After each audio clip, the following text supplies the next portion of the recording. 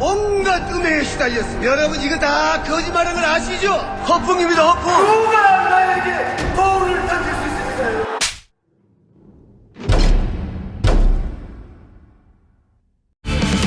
한 곳에서 다 즐겨라. 다양한 스포츠와 체험을 한 곳에서. 레전드 스포츠 히어로즈. 줄지가 몇 개냐? 뭐? 보조리다 닦아줄게. 난 딴지에서 최저가로 팔아. 1800-9222 정직한 가격에 착한 콜 꽃배달 서비스. 구매 금액의 5%는 어려운 이웃에게 기부됩니다. 1800-9222 착한 콜.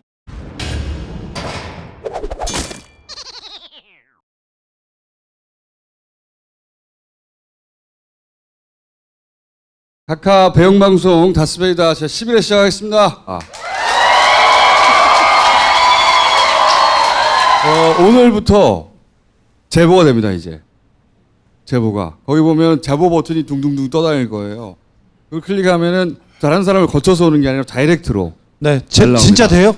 다이렉트로. 아. 이번 주부터 정영식 판사에 대한 제보 받습니다. 댓글 공작에 대한 제보 받습니다. 네. 삼성에 대한 제보도 받아요. 정영식 판사의 가족에 대한 제보도 받고 있습니다. 야 그건 아니야. 왜 아냐? 가족은. 난 다 할 거야. 친인척도 다 받을 거야. 자 죽을 때까지 받을 거야. 네. 가성비 높은 고기 뷔페도 제보 받습니다. 바로 들어가겠습니다. 자 안녕하십니까.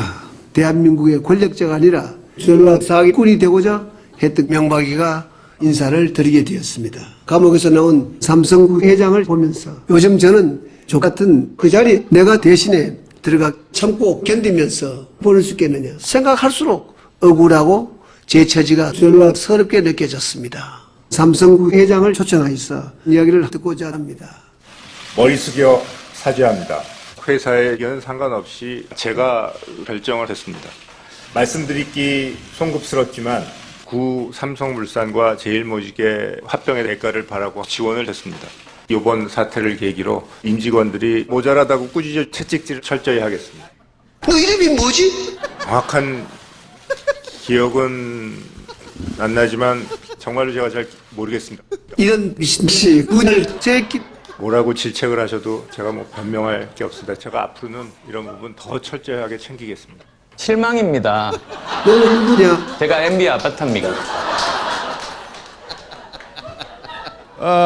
점점 등장인물이 많아진다. 너무 복잡해져.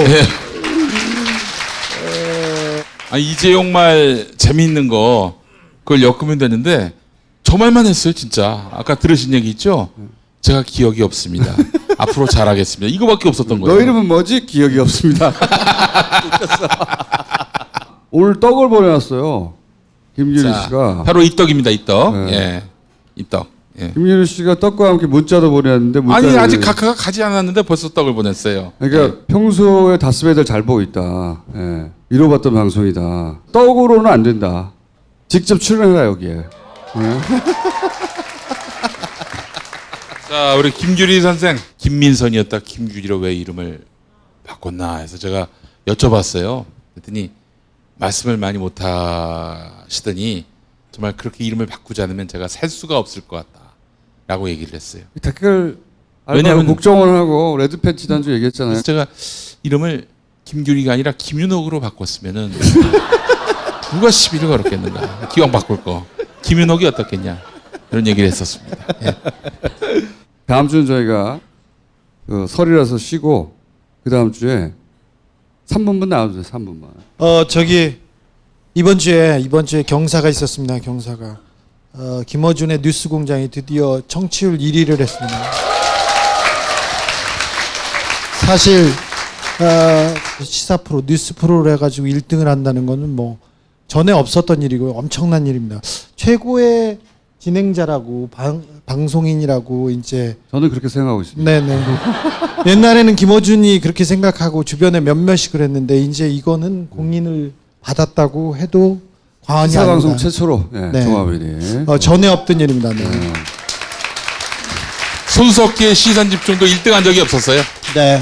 옛날에 그러니까 청취율 1위 한 적이 없고 그동안 1위 했던 프로들을 보면은 여성시대, 지금은 라디오 시대 이런 프로. 예. 지난주에 또 며칠 전이었는데 기자상 중에는 가장 권위 있는 상이 한국 기자상 시상식이었는데 한국 기자상 시상식에서 제가 MB 프로젝트 이명박 저 말하려고 그랬구나. 네. 저기 이명박 프로젝트로 한국 기자상에 탈락했습니다. 왜 탈락한 줄 알아? 헤어스타일 때문이야. 그 스트레이트 보셨어? 스트레이트? MBC에 다 좋은데 헤어스타일이 시청률 1%를 까먹어 내가 보기에. 나도 상 받고 싶다. 자, 우리가 계속 요즘 쫓고 있는 이 오발단, 예, 시발단이어서 오발단, 요 얘기를 앞으로 계속 할 거니까, 예, 오늘 편을 좀 보시죠. 예, 이분은 뭐냐면은 매크로를 가지고 실험을 해봤어요. 어떤 실험을 해봤냐?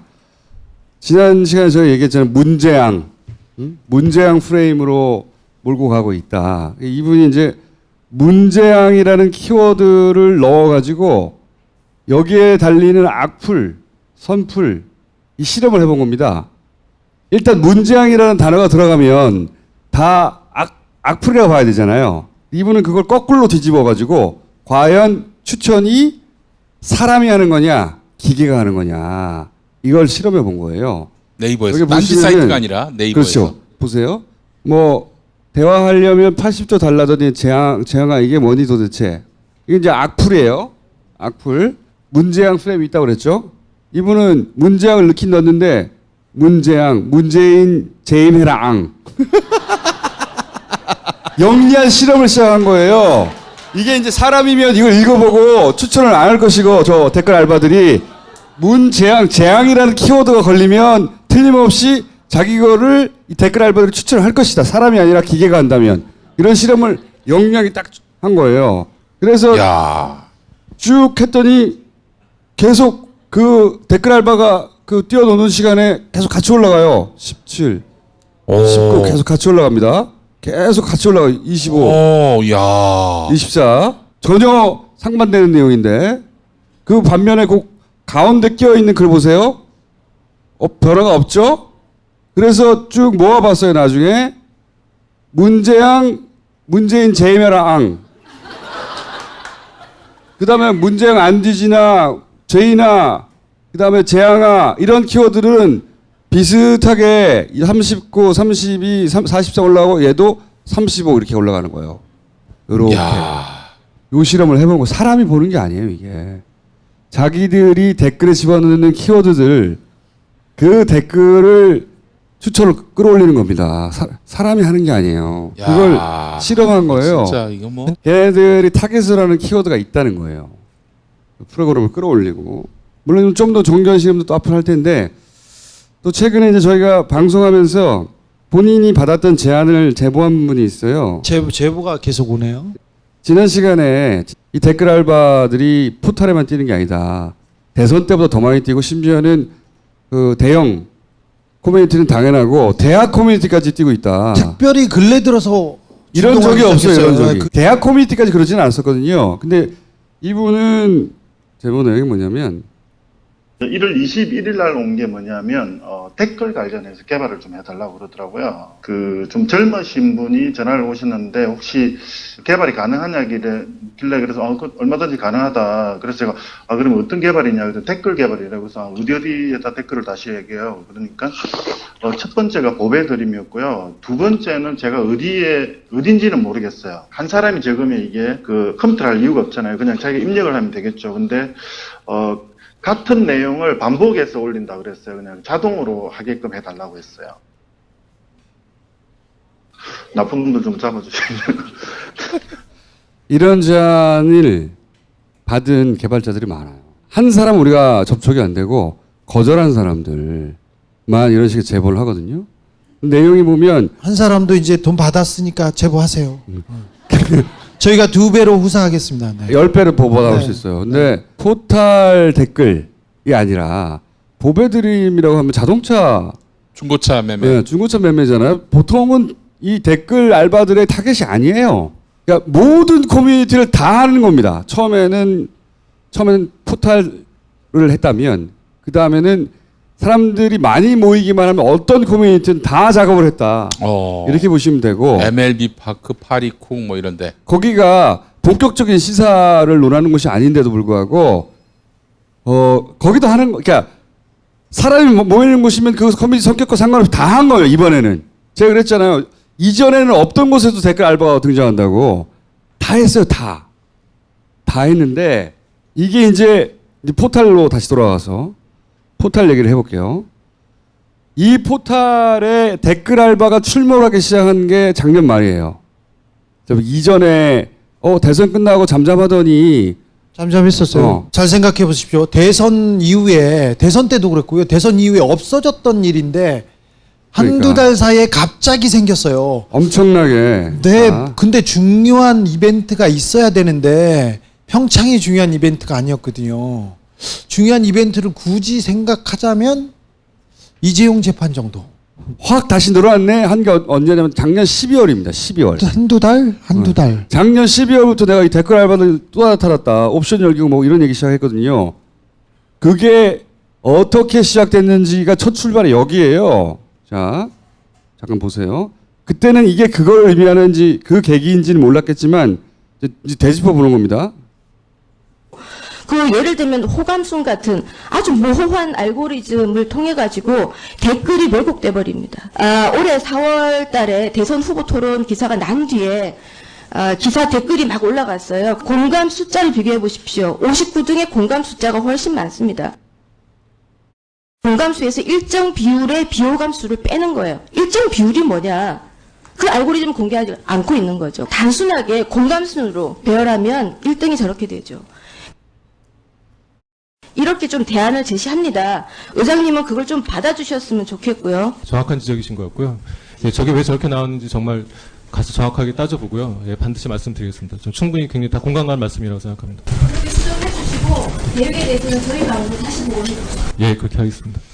이게 그때는 이게 국감 때거든요. 국감 때. 이 기사도 거의 안 났어요. 네. 관련 기사가. 사람들이 이게 뭘 의미하는지 몰랐어요. 그렇죠. 전문 용어들이. 네이버의 댓글 방식이 어떻게 돌아가고 있는지 보통 사람은 관심이 없어요. 그렇죠? 근데 갑자기 등장을 해가지고 이 얘기를 작년 10월 31일 날 합니다. 네, 설명을 드릴게요.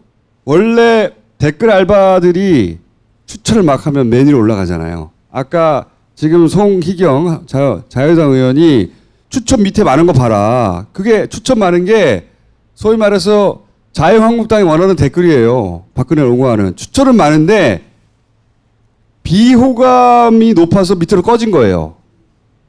그러니까 댓글을 예전에는 추천만 많이 하면 상단으로 올라가는 구조였어요. 예전에는. 댓글 알바가 날뛸 때. 예전에는 추천 하나 비호감 하나 하면 1 빼가지고 0이 되는 거잖아요. 그럼 무조건 추천만 많이 하면 돼요.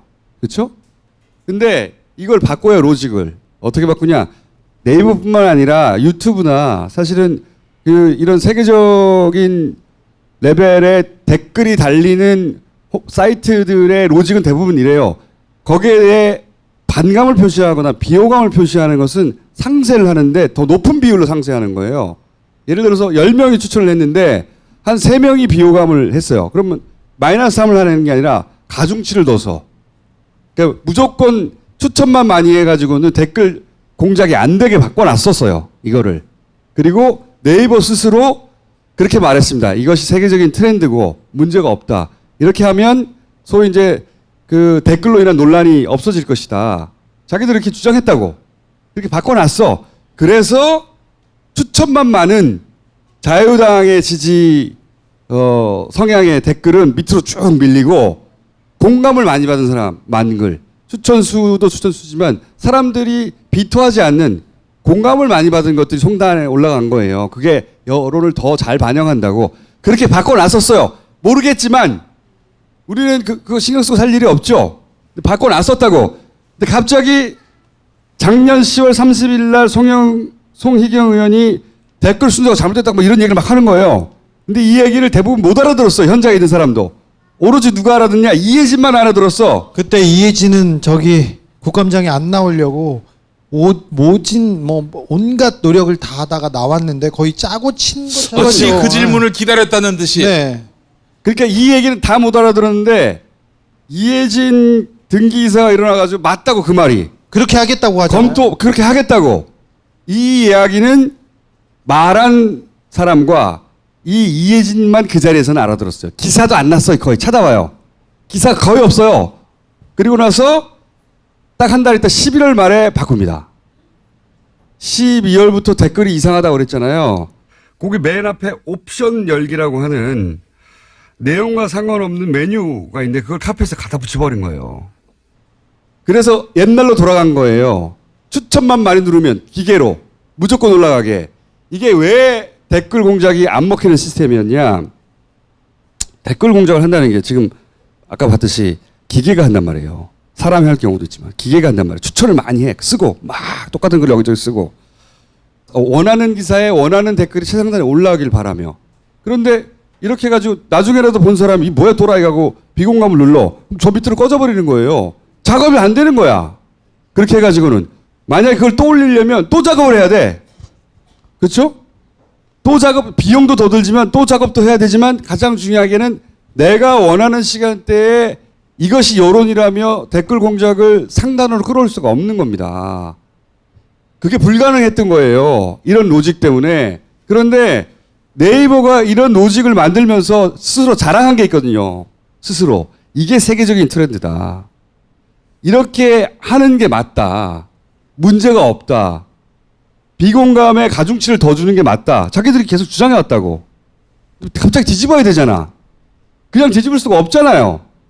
그러니 자유한국당에서 한마디 해주고 이해진 나가가지고 받아주고 바꾼 거예요. 네이버는 아시다시피 삼성벤처에서 시작된 회사고요. 네이버의 이해진 그 사실상 오너고 CEO는 지금 안 하고 있는데 네이버 등기사여서 자기가 회장이 아니라고 계속 물러나 있는데 재벌 총수 아니라고. 네.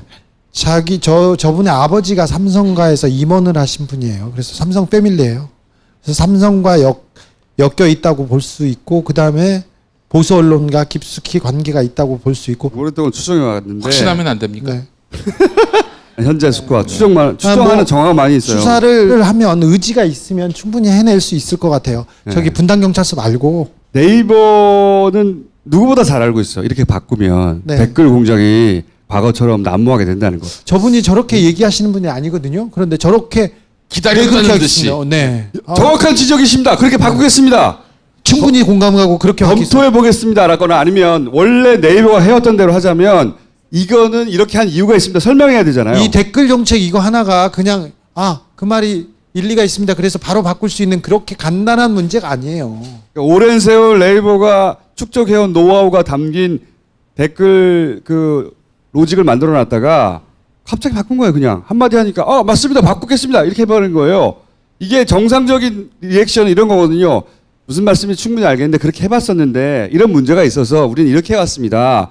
이게 정치권 압박이면 그러면 검토해 보겠습니다. 이렇게 해야 되는 거예요. 자기들이 주장한 걸 일거에 뒤집어 버린 거예요. 그냥 그 직전까지도 네이버의 공식 입장은 이런 거였어. 말씀드렸다시피 이게 맞다. 이게 세계적인 트렌드다.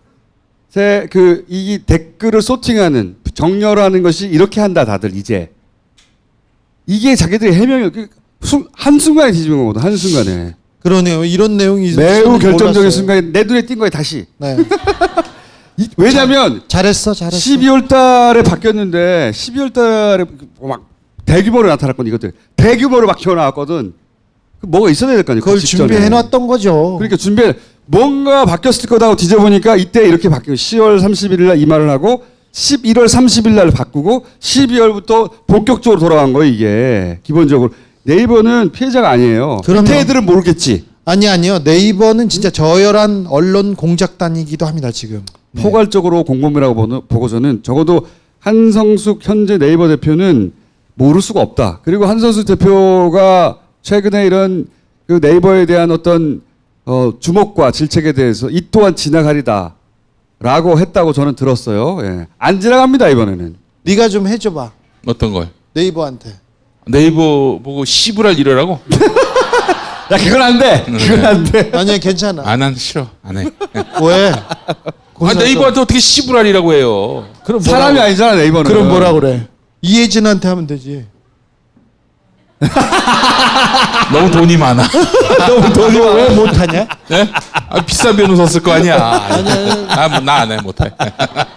이재용 풀려난 거 봐. 나 집어넣는 거 이거 아니야. 이재진한테는 한마디 해야지. 한마디 해. 한마디 해줘. 점잖게 해 그럼 점잖게. 점잖게. 예. 왜 그러셨어요?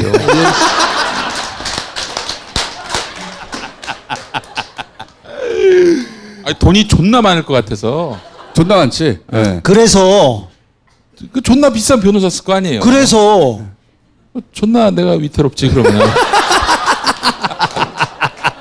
자, 네이버가 그토록 오랫동안 비난받았던 댓글에 관해서 자기들이 연구 끝에 만들어놓은 시스템을 일거에 뒤집는데 자기 보수니까 이렇게 한 거예요. 예. 정치권에서 요구하니까 국감장에서 직접 나와가지고 그렇습니다, 맞습니다 하고 바로 바꿔버린 거예요. 그리고 작년 말부터 대대적인 댓글 알바들이 기승을 부렸죠. 작년 말부터 올 초 계속.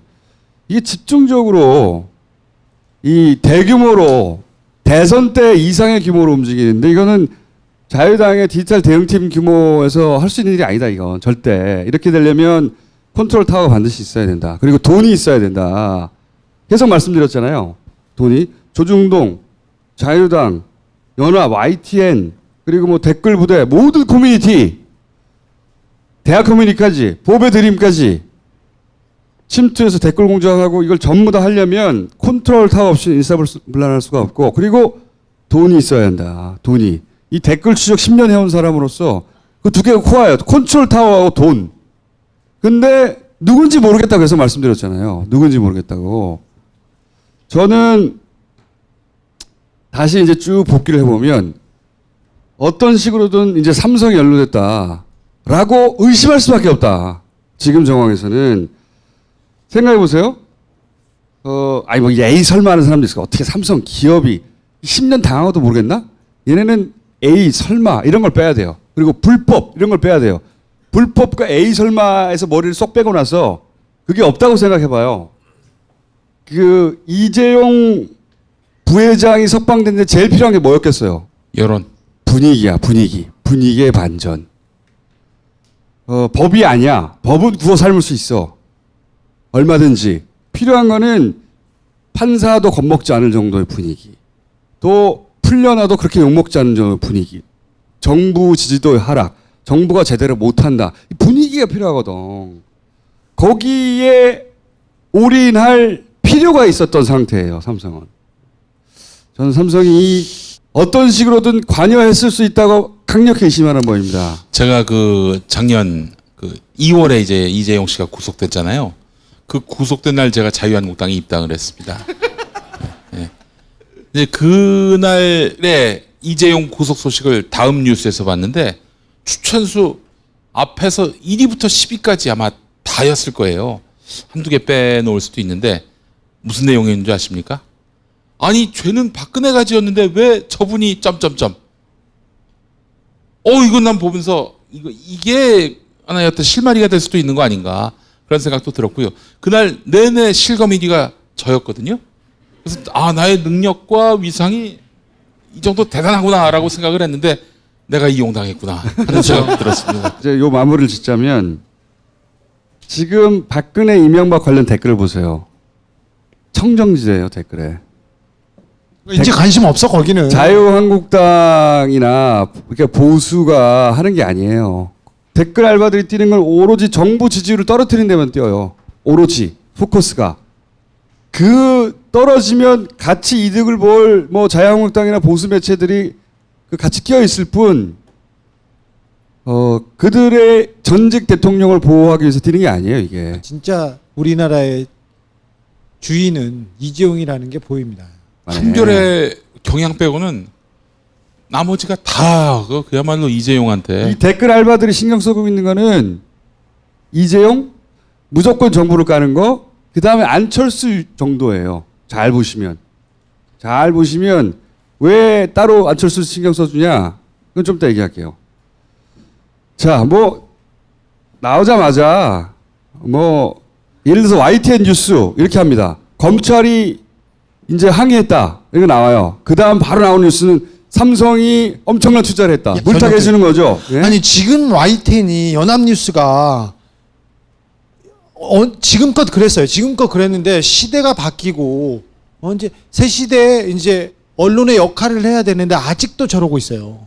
뭐하는 이재용 나와가지고 이제 뭐 이건희 회장 찾아간다고 하니까 막 차량 따라 붙어가지고 뭐 그게 대단한 거라고 씨발 아빠한테 가는데 응? 아들이 아빠한테 가는 뭐 그거 딱 돌아가지고 그 쫓아가고 있어. 그리고 무슨 이런 기사들 있잖아요. 무슨 드라마 황금빛 내 인생을 시청하며 적지 않은 충격을 받았던 것으로 전해진다. 감독해라 씨.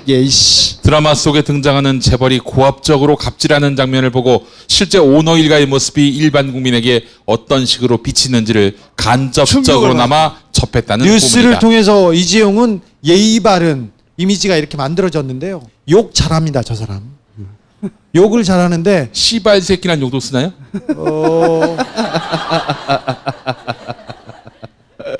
그런 단어를 씁니다. 그런 단어를 쓰는데 회의를 하다가 할아버지 같은 아버지 같은 임원한테 그런 얘기를 씁니다. 씨발 새끼야 이렇게?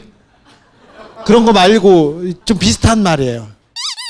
아니 좀 더 다른 말이야. 개새끼. 아니 쌍시옷은 맞는데 다른 거야. 아니야 그런 얘기를 해요. 네 그랬습니다. 자 아니 예의 바르지 않아요 그럼? 이 재벌가들은요 일반인들은 사람을 안 봐요. 나이하고 상관없이. 아니 자기 사람을 안 봐요. 머슴인데 뭐. 다 머슴이야 진짜로. 네. 야 그걸 그렇게 못 맞추냐? 거기 다 왔는데. 씨발 새끼? 아니요. 어? 아니요. 자 그러면 이거는 프로그램 끝날 때 여론조사 하겠습니다. 네. 자 사지선다로 뭐였습니까? 사지선다로. 씨발 새끼 씨불놈 등등등 해가지고 네. 댓글 알바들 이런 거 하고 있어요. 제 드래곤 하고 싶은 거 다 해. 미친 새끼. 문은표 탄핵되면 이재용 대통령 후보 나와. 신사업 육성 매출. 이재용 힘내라. 좋은 세상 올날 머지않아도 삼성 파이팅. 이재용 부회장 착한 것만 있는 사람입니다. 강연히 지지합니다. 난리 나서 사랑합니다. 아주 씨발 똥꼬 다 얼겠어 아주. 좆가고 있네 이 미친 새끼들. 응? 그러니까 알바들이 신경 쓰는 거는 딱 정해져 있어요. 홍준표 보호해주지 않아 계속 말하지만 삼성은 피해자가 아니에요. 예전에 보수단체에 돈을 줄 때도 삼성이 직접 주도적으로 전경련이 모고 자신들이 지휘했어요 이거를. 전경련은 어버이연합이나 보수단체 돈 대고 극우 집회하고 수구 꼴통짓 했지 않습니까? 전경련의 머리는 삼성입니다. 그 증거는 스트레이트에서 공개하겠습니다. 다음 주 목요일에 올림픽 끝나고 나서. 야. 그럼 저 금요일 김용민의 뉴스 브리핑에서 닥쳐 이 새끼들아. 삼성이 자꾸 피해자 코스프레 하는데 삼성이 이런 극우보수단체 지원을 할 때도 주도적으로 했어요. 피해자가 아니에요. 지휘했어요 사실상. 사실상 삼성한테 다 보고를 합니다. 장충기가 대관 정보 업무를 하는데 장충기한테 청와대에서 정보 보고를 하고요. 국정원에서 정보 보고를 하고 검찰 법원에서 다 합니다. 그리고 지시를 받아요. 그런 데입니다. 자, 이게 이제 나이브한 사람들은 이 대법원 가가지고 뒤집어질 수 있다. 물론 뒤집을 수 있어요. 정상적이라면. 삼성이 가만히 있겠냐고. 삼성은 대법관들 후보가 문자 보내가지고 호소하는 사람, 대법관 후보가 인사청탁을 대법관 후보가 자기 인사를 물어보는 데가 여기였습니다. 삼성이요. 삼성 미전실. 네, 삼성 미전실 장충기의 문자 제가 공개해서 이거예요 이게. 삼성 언론상에 지원해놨습니다 지금. 삼성 언론상에다가 지원했어요? 네, 지원해놨어요. 그러니까 장충기 문자권으로. 대법관들 중에 지난 진원 파일이라고 소위 이제 국정원장이 댓글 공작을 지시했다고 하는 결정적인 증거가 되는 진원 파일, 이거 증거 능력이 없다고 다 뭉개트린 사람들, 대법관들, 그 사람들 중에 절반이 아직도 남아 있어요. 여전히 대법관이 남아 있다고. 대법관 거의 대부분 남아 있고요. 올 8월에 좀 많이 바뀝니다. 그리고 그 사람들 하나 하나도 우리가 졸라 감시해야 돼. 이제부터는 삼성하고 무슨 뭐 없나? 삼성의 사돈의 팔촌이라도 엮여 있는지. 다시 수감되고 싶겠냐고. 네. 이렇게 어렵게 나왔는데 자. 걔네가 빠져나오기 위해서 이렇게까지 했는데 이거는 탈옥이에요. 탈옥이에요. 대법관 총만 안 들었지. 법 또는 뭐 설마 이런 생각하면 안 돼요. 네. 이쪽 애들은 그런 게 없어요. 우리 항소해가지고 2심 재판 받아야 돼. 또 항소 씨발. 6년 해가지고 1심 받았는데 네. 또 씨발. 또 갑시다. 네. 그래도 10만 원 그냥 낼게. 아니 그래도 해야 돼. 낼게. 어쨌든 삼성 잘 봐야 됩니다. 자, 삼성. 근데 저는 또 한 가지 궁금한 게 있어요. 마지막으로 얘기하자면 이게 머리들이 다 잡혀갔잖아. 이전실이 머리 굴리는 애들이란 말이야. 그리고 이재용이 잡혀가 있잖아요. 국정원이 같이 댓글에 뛰나? 뛰어요. 그리고 오비들이 뛰나? 이런 얘기 했잖아요. 삼성 오비도 다시 찾아보자. 오랜 경험을 갖춘 위기에 삼성 오비들이 있지 않습니까? 저는 국정원 오비를 뒤져봐야 되는 것처럼, 왜냐하면 현역에 뛰고 있던 최고 대가리급들이 작전 짜는 애들이 잡혀간 거거든요. 손발이 묶인 거거든요. 결정해 줄 사람이 없어요. 이럴 때 이쪽의 머리는 어떻게 돌아가느냐? 오비를 찾아요. 오비를. 삼성 오비도 봐야 된다. 그리고 근데 삼성의 오비들이 이재용 재판 때문에 다 돌아오긴 했어요. 근데 그 사람 말고 머리는 사라졌지만 아직 수족들이 다 남아있기 때문에 그 사람들이 열심히 했죠. 그러니까 근데 얘네들은 작전이 세워지지 않으면 움직이지 못하는 애들이에요. 자기가 그 책임을 지지 않으려고 하는 애들이거든요. 원래 보수의 특징이 그래요. 패킹어도 머리를 쪼는 순서를 정해줘야 돼요. 모 일주일 순서를. 그게 순서가 정해져야 그다음 움직일 수 있는 애들이라고. 대가리를 찾는다고 당장 대가리가 없으면 그게 오비를 찾는 이유거든요. 얘네 메커니즘 그렇게 돌아가요. 대가리 내가. 오비를 찾아봐야 된다. 자, 이렇게 얘기해 놓고 일단 정용식의 사진입니다. 이 사람입니다.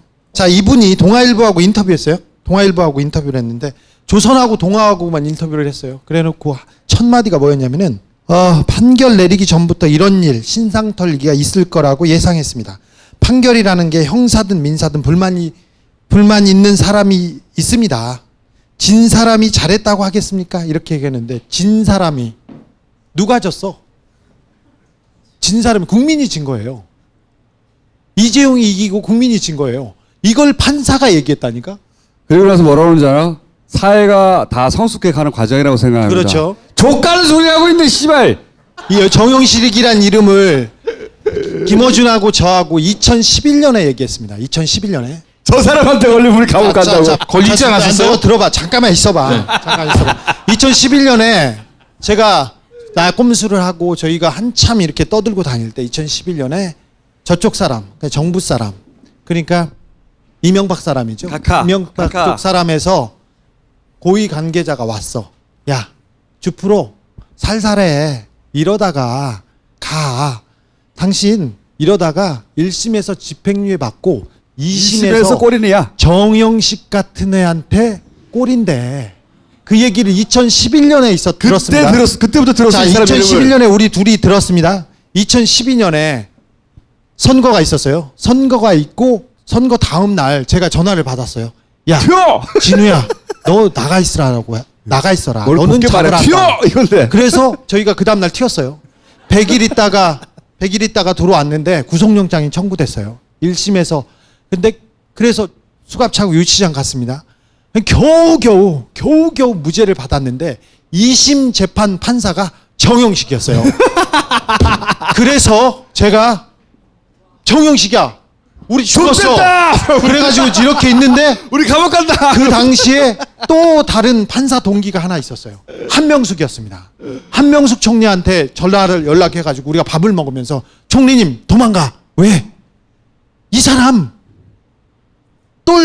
또라이야. 그래서 이 사람한테 무조건 가서 유죄야 그랬거든요. 무조건 우리가. 우리는 구속될 거예요. 그랬더니 한 총리가 얘 죽이잖아, 걱정해. 우리는 완벽하게 이겨놔서 괜찮아. 실제로 그 1심 변호사들도 아무도 생각 못했어요. 아무도. 자, 그런데 말도 안 되는 재판이었거든. 말도 안 돼. 우리는 2011년부터 듣고 있었거든, 이 이름을. 이 사람한테 걸리면 좋다는 그래서 거야. 이 한 총리는 완벽하게 무죄를 받았잖아요. 자신하고 그냥 그래서 간 거예요. 자신하고 갔다가 징역 2년 받았습니다.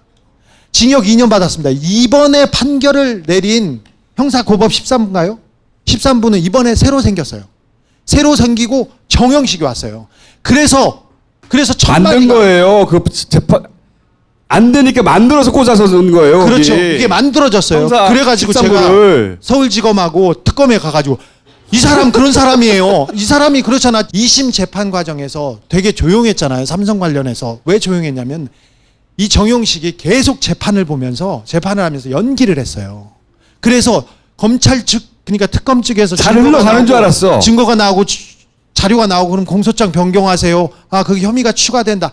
계속 그런 식으로 해서 검찰도 특검도 안심했던 거예요. 우리는 믿지 않았어. 나랑 주진우는 저거 틀림없이 저거 풀어준다고 그랬어. 왜? 예전부터 듣던 얘기거든요. 그쪽에서 딱 찍어서 요 사람 보내서 니네 감옥 보낸다고 그랬던 사람이거든. 그때 제가 기억이 나는데 저하고 우리 두 분하고 그 한명수 총리가 세실 레스토랑에서 식사를 한번 사셨어요. 그때는 한명수 총리가 2심에서 정영식이한테 유죄 판결을 받았어요. 그래서 저희를 부르더니 아이고 그쪽도 정영식이라면서 큰일 나겠어. 그 사람 정말 완전히 XXX야 라고 하셨어요. 근데 결국 법원 인사로 인해서 기적적으로 2심 재판장이 바뀌었어요. 왜냐면 또 이것도 조금 이상한데 재판 과정에 원래는 박근혜 1심 재판부가 이재용 재판부보다 훨씬 먼저 잡혔어요. 최순실 선고도 먼저 잡혀 있었는데 최순실 선고를 미루고 이재용 선고를 왜 그런 줄 땡겼어요. 알아요? 올림픽 전에 해결하고 올림픽에 묻으려고 하는 거예요. 그리고 이재용 재판을 따라서 박근혜도 최순실도 가는 겁니다. 그리고 뭐가 있었냐면 36억 원 뇌물이지 않습니까? 36억 원. 요새는 3,600만 원만 공무원이 받거나 공무원한테 주고 공무원한테 줬을 경우도 다 징역형을 사는 판례가 있어요. 5만 원 절도도 저기 구속돼요. 그리고 안종범 수처 모든 재판에서 인정해서 감옥에 갔어요. 아니 거기만 인정 안 해줘. 거기만. 얘만 인정을 안 했어요. 이걸 어떻게 믿어? 이걸 어떻게 그러니까 받아들여? 다 상관이 없어요. 다 상관이 없고 그럼 일단 무조건 풀어줘야 되기 때문에 풀어주기 위한 머리만 몇 달 동안 쓴 거예요. 검사가 뭐라고 하든 다 들어줘. 왜? 상관이 없거든. 다 들어줘. 알았어. 다 들어줘. 뭐라고 하면 다 들어줘. 다 빠르게 진행돼요. 자, 그리고 왜 자기 혼자서 어떻게 풀어줄까만 쓰고 있었던 거예요. 이재용하고 판사하고 한 편이야. 이게 무슨 법이에요? 그러니까 이 문재인 정부도 긴장해야 됩니다. 이 경제 권력이 저쪽하고 딱 밀착해가지고 자기들 살기 위해서 덤빌 때 힘이 막강한 거예요. 시민들도 잘 감시해야 돼요. 이제 요 이재용의 판결 나기 전까지 계속 작업할 거예요. 계속 온갖 방식으로. 아니 삼성이 대법관들 누가 선임되는지 감시하고 졸라게 감시해야 돼. 극우 보수 꼴통들 집회 시위 시킨 애들이 삼성이에요. 정경련에서 계속 그렇게 했던 애들도 삼성이고. 초엘리트들인데 그 극우들한테 왜 돈 주겠어요? 자기들한테 유리한 분위기를 만들려고 하는 거예요. 분위기. 그렇죠. 재산 국외도피 의사 없다. 단지 장소가 외국일 뿐. 이게 말입니까? 이게 막걸리입니까? 이거. 다 무죄면 36억도 무죄여야 되는 거야. 그 정신이면. 아니 이재용은 왜 재판을 받아? 불쌍하잖아.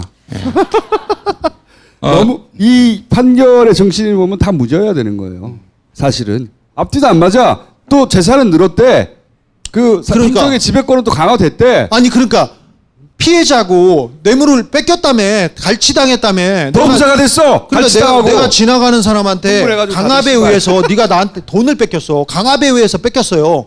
근데 강압에 의해서 뺏겼는데 부자가 됐고 강압에 의해서 돈을 더 많이 벌었어. 그러니까 짜고 친 거지 주고받은 거지 이게 무슨 피해자냐고. 이렇게 하면 뇌물 앞으로 그냥 뇌물죄가 뭐가 필요해?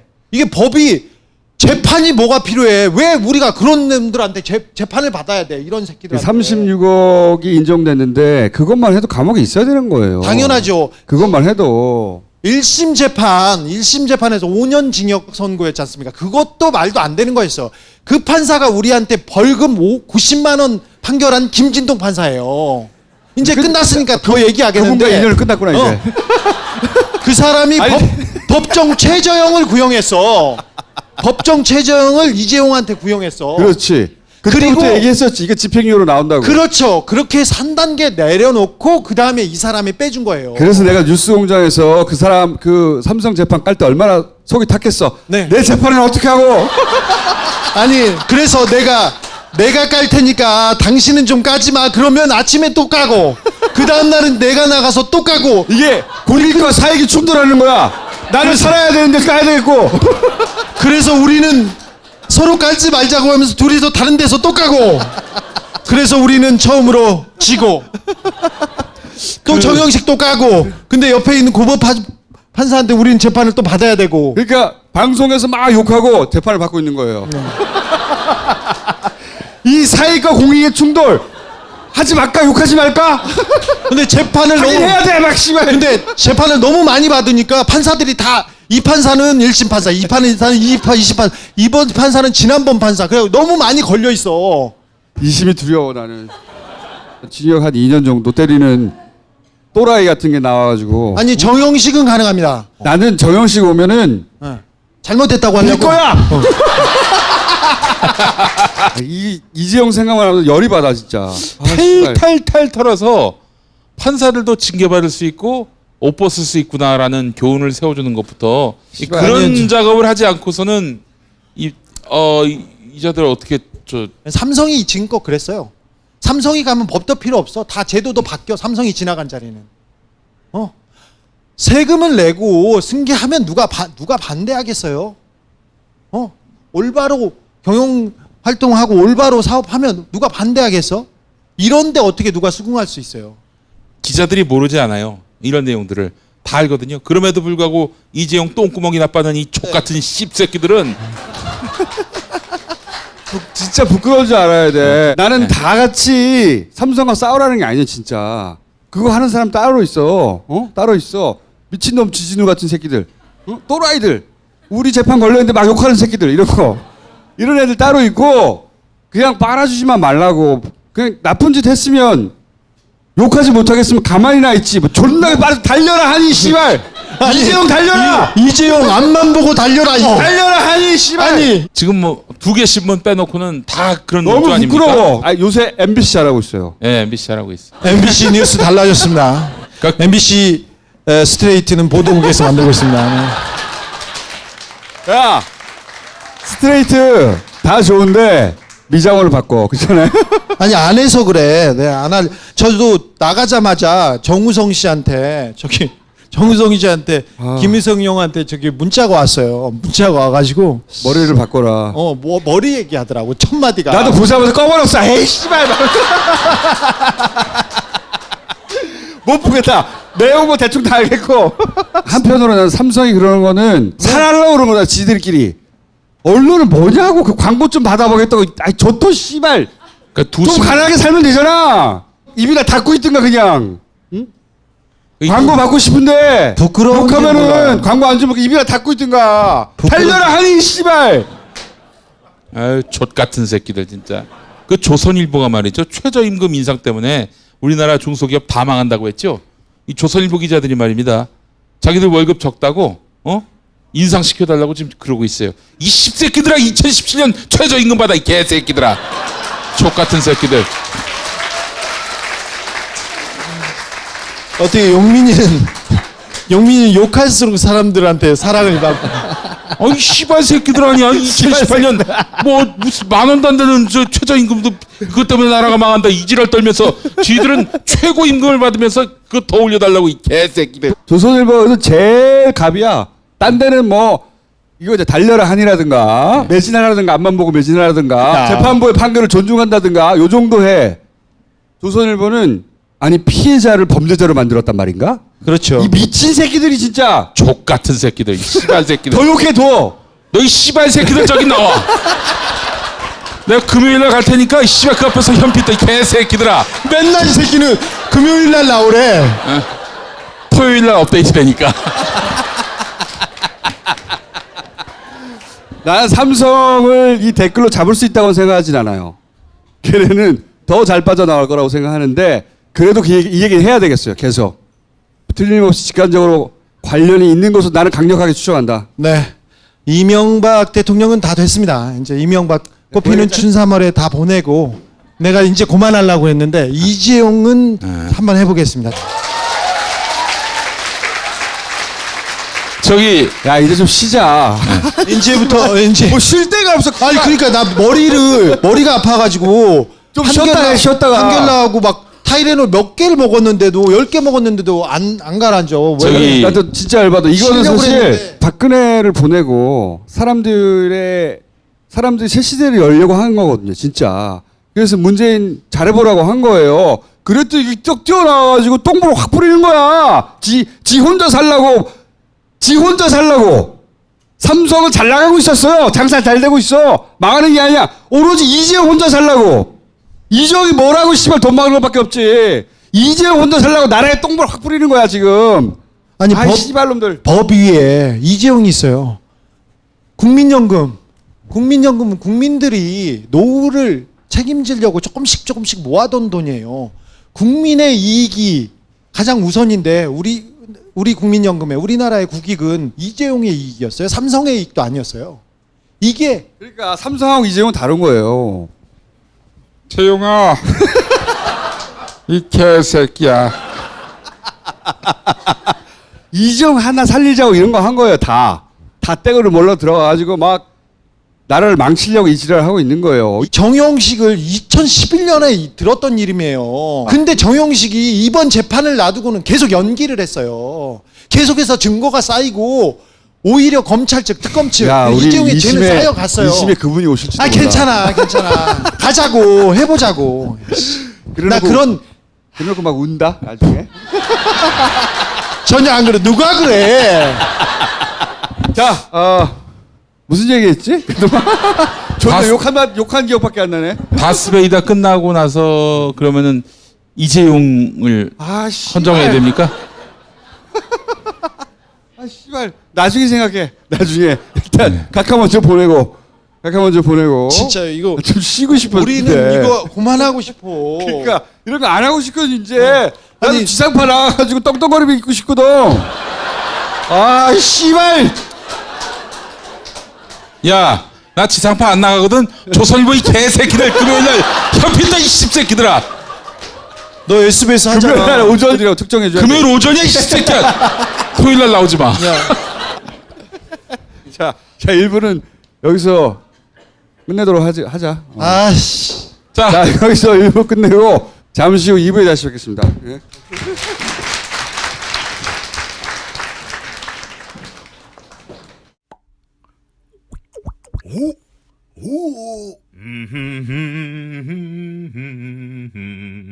흑돼지 흑돈주. 돈이 잘 안 모이네. 재무 설계가 필요하시군요. 당신의 꿈과 목표에 집중합니다. 고민하지 마세요.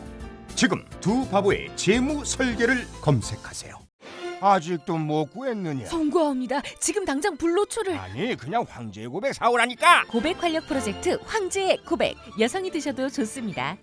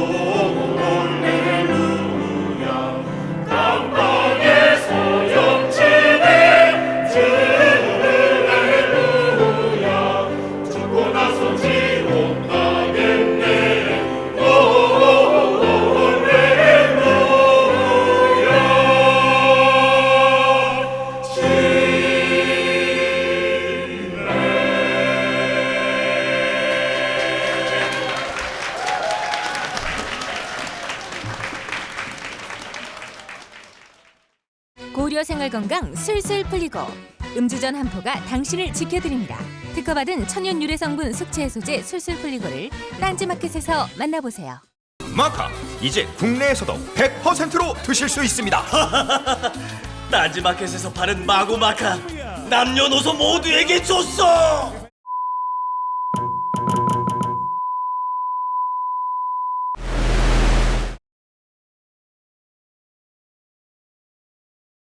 일요일은 말이죠, 여러분.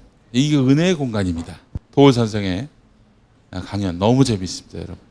물론 이제 웃기고 뭐 즐겁고 이런 차원은 아니고 아카데믹한 그런 강연인데 설교인데 여러분 많이 오셨으면 좋겠습니다. 제 옆에 종근당 있죠? 주차비가 무료입니다, 여러분.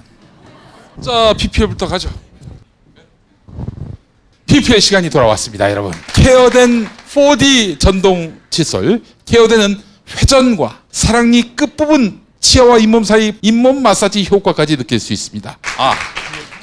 이거 안 보여줬네. 다시 한번 네. 이 프로가 이런 어처구니 없는 짓을 다 했네요. PPL 시간이 돌아왔습니다, 여러분. 반갑습니다. 아이고 세상에.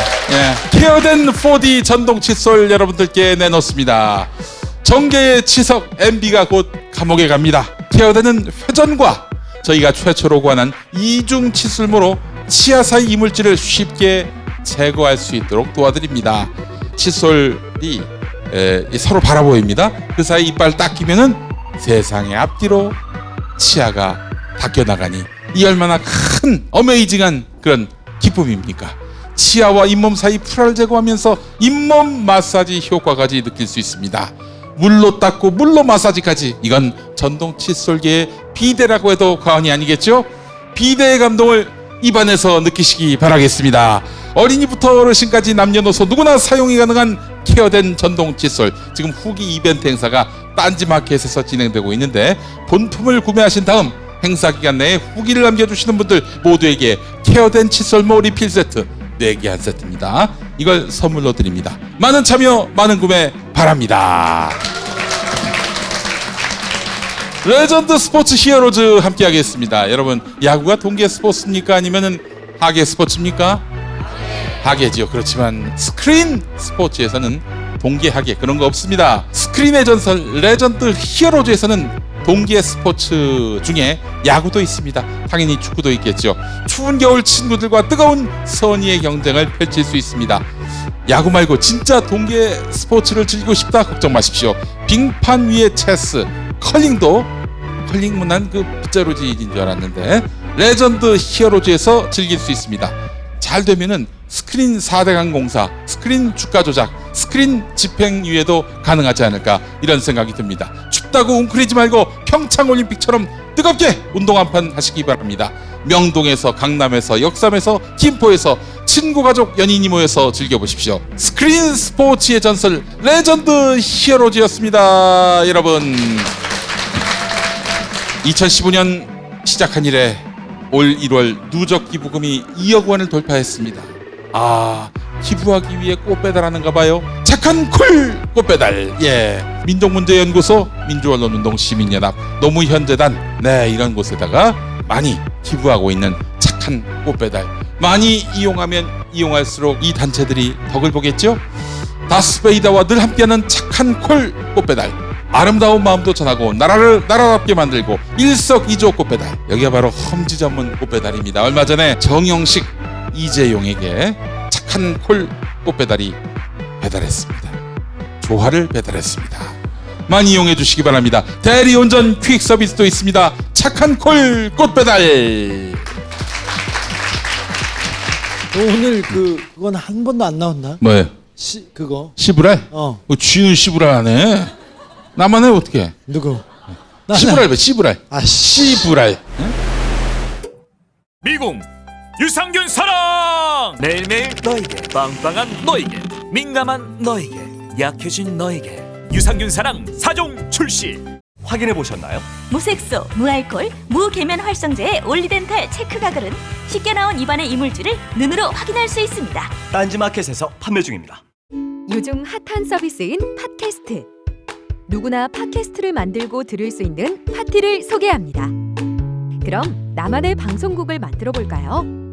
먼저 파티 앱을 다운받고 방송국 만들기 버튼을 클릭. 이후 개설하기만 누르면 끝. 정말 간단하죠?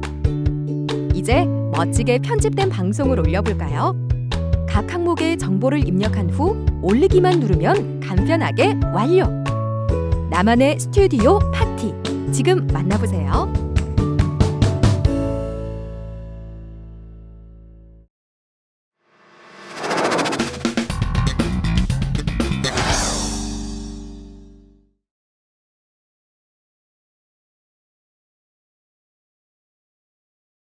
이분은 이정열 판사님이 나와서 법적으로 시부라를 하겠습니다. 판사님이 지금 화나가지고 지금 위에서 잠깐 나갔어요. 이말로 막 그러면서 판결문을 혼자서 읽으면서 사석에서 얼마나 욕을 하든지 판결문을 보더니 이런 씨 하면서 나가셨어요. 담배 피고 있어요. 열 받아가지고. 오전에 저희가 이제 어제 여론조사를 했어요. 참여인은 10,000명이 이런 큰 만 명? 예, 이런 큰 여론조사가 어딨어? 요새 저기 뭐지 대통령 여론조사도 1,000명이야. 1,000명인데 10,000명이야? 10,000명 여론조사. 에이, 이건 샘플링이 될 수가 없어요. 누가 모르냐 그거 이 새끼야?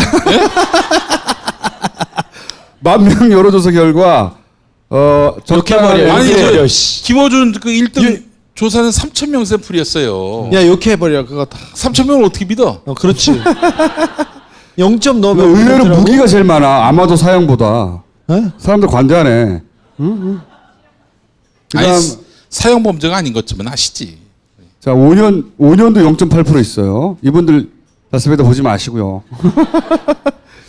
자, 무기 43.4%, 아마도 사형 36.5%. 저거 좋네 저 옆에. 3조 이 댓글 달기도 있거든요. 2,300년 복이 없다. 50년 녹조라때. 오늘은 저거 하기로 했지. 이재용이 평소 직원들에게 쓰는 욕. 1번이 뭐였지? 씨바. 간반 임원한테 쓴 욕. 임원한테. 아버지 뻘 되는 사람한테. 네. 이재용이 아버지 뻘 임원한테 쓰는 욕. 시발놈. 시발놈. 씨바. 씨브랄. 십새끼. 그 중에 있습니다. 요거 4개 중에 하나 하는 것으로. 어떤 걸 써도 야. 이정열 판사님을 모시겠습니다.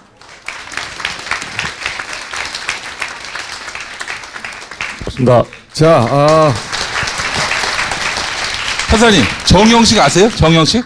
몰라요. 아 계실 때 전혀 몰랐어요? 예, 전혀 몰랐습니다. 우리는 2011년부터 알았는데. 자, 이재용 2심 판결을 법리적으로 해설할 수 있을까 과연? 아 PPT가 있습니까? 아니 이게 법리적으로 가능한가요 해석이? 할 수 있는 만큼은 해봐야죠. 네 그래요. 쉽지는 않을 겁니다. 아 있군요. 보도 자료. 저기 사전에 좀 말씀드리고 싶은 게요. 이게 판결문을 비공식적 경로로 제가 입수를 했는데 입수한 게 한 1시간 전쯤이에요. 그래요? 그래서 한 번밖에 못 봤는데 164장인가 그렇습니다. 근데 나름 판사 생활 20년 가까이 했는데 한 번 봐서 이해가 안 됩니다. 일단은 말이 안 되는 부분만 몇 가지 짚어주시고 예. 또 나오시면 되죠. 집중적으로 욕해 주세요 그냥. 예. 뭐 좀 말려주세요. 일단 이 사건에서 법적으로 가장 문제가 되는 부분은 뇌물이에요. 뇌물 이제 공여죠. 공여라고 표현합니다. 공여는 뭐냐면 주는 거. 뇌물을 주는 거. 뇌물을 줬죠. 지금 이제 받은 쪽은 박근혜 최순실이고 준 쪽이 이재용. 뇌물을 받은 사람이 죄가 더 셉니다. 형이 높습니다. 왜냐하면 거기는 공무원이어야 되기 때문에. 그렇죠. 그러니까 이제 국가 공무원으로서 국가의 작용을 더럽혔다는 거죠. 그렇기 때문에 형이 더 세고 주는 쪽은 좀 약합니다. 주는 사람과 받는 사람이 항상 있어야만 뇌물죄가 성립되기 때문에 항상 공범 관계에 있어요. 어느 쪽이 범죄가 되는데 다른 쪽은 범죄가 안 되고 이런 경우는 그렇게 극히 드뭅니다. 논리적으로는. 근데 현실적으로는 이 둘이 별개 재판부에서 재판을 받았을 때는 이게 갈릴 수도 있는데 논리적으로는 그렇죠. 줬으면 받았을 거고 안 줬으면 안 받았을 거고 그러니까요. 범죄의 구조를 이해하시려면 일단은 박근혜 최순실 쪽에 먼저 서셔야 돼요. 그쪽에 섰을 때 지금 그러니까 뇌물을 받은 쪽 입장에서 보면 준 쪽은 뇌물 공여죄 하나인데 받는 쪽은 두 가지 법조문이 적용됩니다. 하나는 단순한 뇌물수수가 있고 또 하나는 제3자 뇌물수수가 있어요. 예컨대 제가 공무원인데 제가 뇌물을 직접 받은 경우 요건 단순 뇌물수수입니다. 근데 제가 받지 않고 쟤한테 주세요. 제3자가 받았잖아요. 제3자 뇌물수수입니다. 아, 그러니까 박근혜가 직접 받으면 단순인데 네. 최순실이 이제 받았으니까 이거는 제3자 뇌물. 그러니까 거기서 또 좀 갈려요. 삼성 쪽에서 주장했던 그겁니다. 박근혜 쪽에서도 계속 얘기했잖아요. 나는 돈 한 푼 안 받았다. 그럴 수 있어요? 손실이가 다 받았습니다. 그래서 삼성 쪽에서 주장한 게 뭐냐면 이 두 죄에 뭐가 차이가 있냐면 단순 뇌물수수가 아니고 제3자 뇌물수수인 경우에는 부정한 청탁이 있어야 됩니다. 부정한 청탁이 없었으면 죄가 성립이 안 돼요. 근데 뇌물수수는 부정한 청탁이 없어도 성립이 됩니다. 가장 이게 큰 차이예요. 그런데 지금 최순실이 다 받아갔으니까 최순실 제3자잖아요. 공무원이 아니잖아요. 그러니까 당연히 삼성 쪽에서는 제3자 뇌물수수죄가 적용돼야 된다. 이 부분에. 왜 이게 단순 뇌물수수냐 하니까 나온 얘기가 뭐였냐면 경제적 공동체다. 얘네는 한 패키지다. 그러니까 최순실이 받은 건 박근혜가 받은 것과 동일하다. 이런 얘기가 거기서 나온 겁니다. 단순 뇌물수수를 하려고. 그 부분이 뭐냐면 승마 지원 부분이에요. 법인이잖아요. 재단 법인이잖아요. 그러니까 거기는 이게 공동체가 안 됩니다. 그러니까 완전 제3자예요, 여기는. 그래서 여기는 부정한 청탁이 필요한 겁니다. 그래서 쟁점이 뭐냐면 부정한 청탁이 있었다라고 하면 통으로 뇌물죄가 다 돼요. 없었으면 단순 뇌물수수는 문제가 될 수 있어도 제3자 뇌물수수는 문제가 안 됩니다. 이 판결에서 지금 문제가 된 게 그겁니다. 제3자 뇌물수수죄 부분을 판단하려고 보니 부정한 청탁이 있어야 됩니다. 부정한 청탁이라는 걸 특검 쪽에서 뭐라고 주장했냐면 경영권 승계를 하는데 도와달라 라는 청탁이 부정한 청탁이다라는 겁니다. 문제는 그럼 그 청탁을 언제 했느냐? 이게 안 나와요. 사실. 안 나오니까 1심에선 요걸 유죄로 인정하면서 뭐라 하냐면 포괄적으로 묵시적으로 부정한 청탁을 했다라고 갑니다. 근데 항소심에서는 이거를 깬 거죠. 그런 거 없었다. 뭐 그럴 수 있어요. 저는 개인적으로 법적으로는 그럴 수도 있다고 봐요. 근데 문제는 뭐냐면 어떻게 그럴 수가 있어요? 그러니까 법적으로. 근데 여기서 문제가 뭐냐면 부정한 청탁이 없었는데 돈이 갔다라고 하면 그 부분 무죄는 되지만 형을 깎기가 어려워요. 왜냐하면 형을 깎으려면 양형위원회에서 나온 기준 중에 돈을 준 사람이 수동적으로 저쪽에서 요구해서 수동적으로 줬다는 이 요건이 필요합니다. 그래서 청탁 자체를 날려야 됩니다. 그럼 뭐가 필요하냐? 그럼 청탁을 안 했다가 돼야죠. 청탁을 안 하려면 당연히 전제로 현안이 없어야 됩니다. 현안이 있는데 청탁을 안 한다는 건 말이 안 되니까 현안을 날려버려야 됩니다. 그 현안이 뭡니까? 승계 작업이죠. 그래서 승계 작업이 없었다까지 갑니다. 미친 거지 그러니까 완전히. 미친 거죠. 완전히. 아니 승계 작업이 있었는데 왜 없었다고 하죠? 그것 때문에 그런 거예요. 형을 깎으려고. 자 그러면 형을 깎으려다 보니까 이제 무리수를 둔 거죠. 그래서 모두가 다 알고 있는 승계 작업조차 없었다고 해야 되는 거로. 그렇죠. 그렇게 된 그걸 거죠. 깎으려고. 이 판결의 가장 큰 모순점은 뭐냐면 부정한 청탁이 없었다라는 걸 가하려고 승계 작업을 날려버리고 나니까 최순실 정유라한테 지원한 돈 이걸 왜 줬는지가 지금 설명이 안 되는 거예요. 현안이 없잖아요. 거기 왜 줘요? 이게 가장 큰 모순이에요. 이 판결에. 최순실이가 예를 들어 칼로 돈 내놔 뭐 이런 거라도 있으면 뭐 참 좋을 텐데 그런 것도 없고. 그러니까 그렇게 되면 피해자잖아요. 일단. 그렇죠. 예. 이재용이. 그렇죠. 그 판결문에 이렇게 나오던데. 이재용이 피해자로 돼 있는 거 아닙니까 지금? 그렇죠. 그 레이저란 말은 판결문에 안 나오던데 레이저를 쏘니까 그걸 맞고 돈을 확 내놓은 거 아니에요. 돈을. 그렇죠. 네. 이 판결의 주심이었다면 저는 이렇게 썼을 것 같아요. 청탁은 했다. 했는데 어떤 청탁을 했냐 하면 명시적으로 도와달라는 청탁을 한 게 아니라 우리가 이런 승계 작업을 하려고 하는데 박근혜 씨가 강력한 권한을 가진 대통령이니 자기 권한을 이용해서 태클을 걸 수가 있으니까 태클 걸지 말아주세요. 아주 소극적인. 예. 방어적으로. 그러니까 방해하지 마라. 그런 청탁을 했다. 그럼 이건 부정한 청탁이 아니니까 제3자 뇌물수수는 안 됩니다. 대신에 형을 못 깎죠.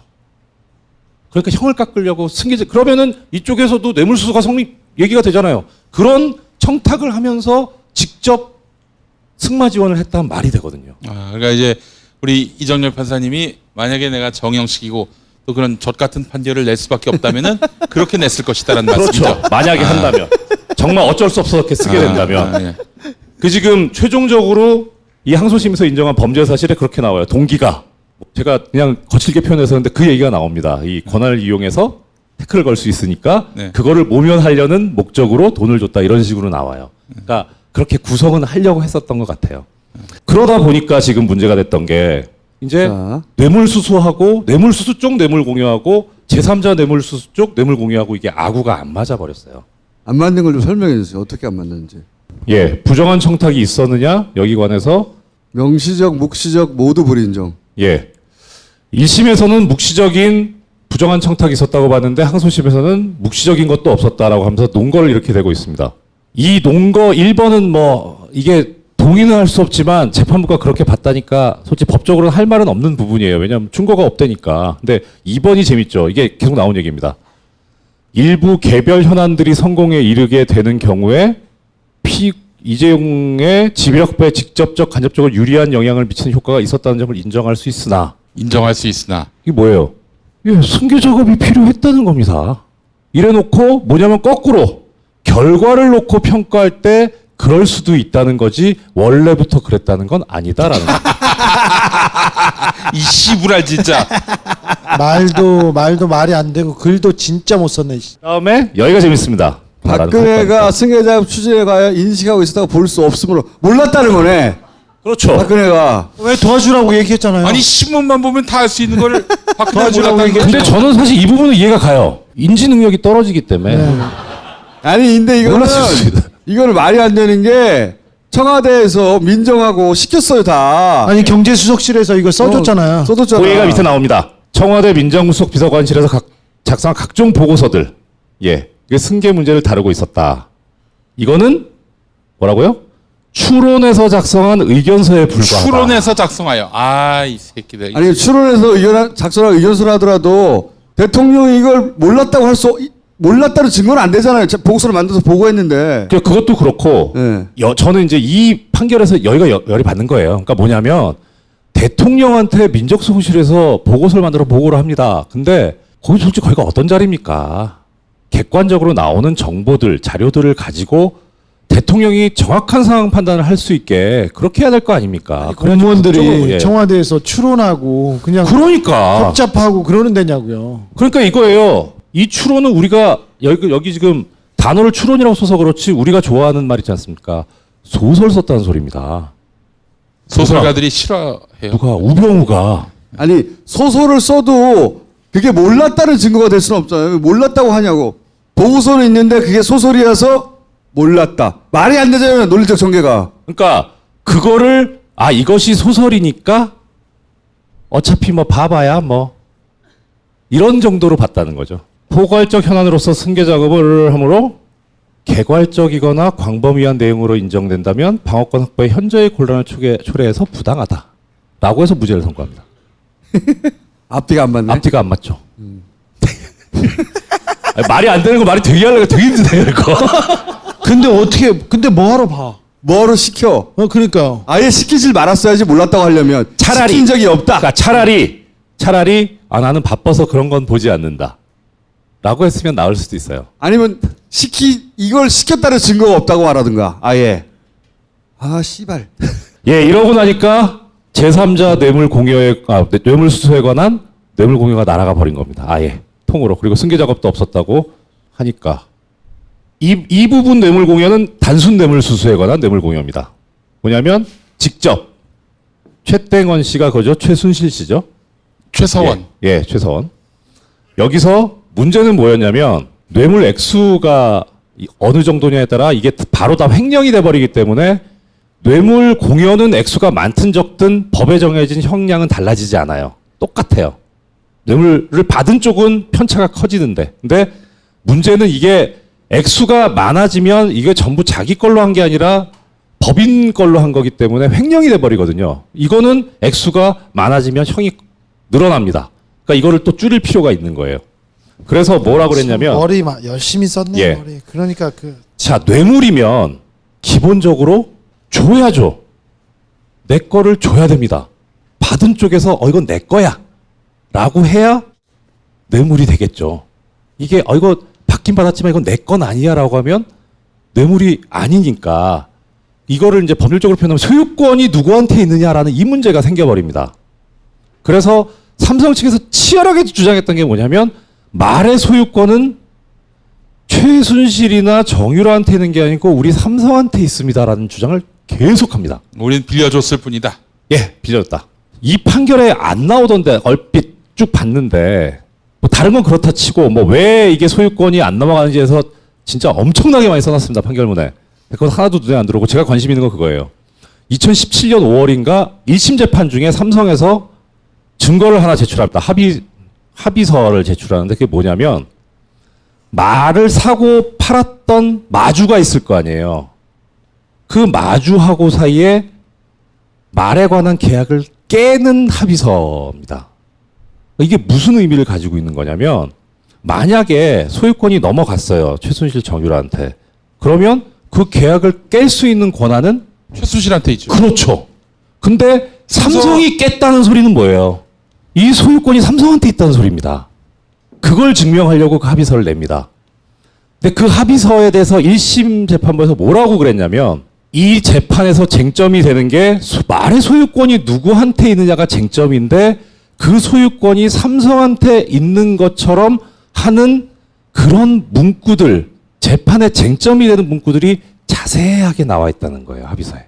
너무 오버하신 거죠. 너무 짜고 친 것 같아요. 너무 오버하신 거죠. 재판에서 1심 판결 끝나고 나서 급조해서 만들었다. 1심 재판 중에 재판을 위해서 재판을 위해서 일정을 알고 만든 계약서라고 본 거지. 그렇죠. 1심 때 그냥 말하자면은 재판용으로 이제 만든 그렇죠. 예. 다들 재판용으로 예상하듯이. 근데 이게 그러니까 증거를 조작한 거죠, 결국.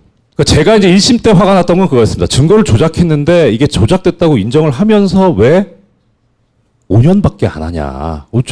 법원에서 증거 조작하잖아요. 완전히 날아갑니다. 있는 증거를 가지고 사실관계 이랬으니 법적으로 어떻게 됐느냐를 판단받자고 하는 게 이게 법원에서 해야 될 건데 증거를 바꿔가지고 뭐 만들고 하면은 이건 기본적으로 재판을 하자는 게 아니잖아요. 그럼 줬다는 겁니까? 작살나죠. 작살나죠. 그런데 항소심 판결에서는 그 합의서에 대한 언급이 아직 안 보이네요. 의도적으로 눈을 감은 건지 아니면 제가 발견을 못한 건지는 아직 모르겠는데 사실 그게 제일 궁금했었거든요. 그걸 어떻게 돌파할까 항소심에서.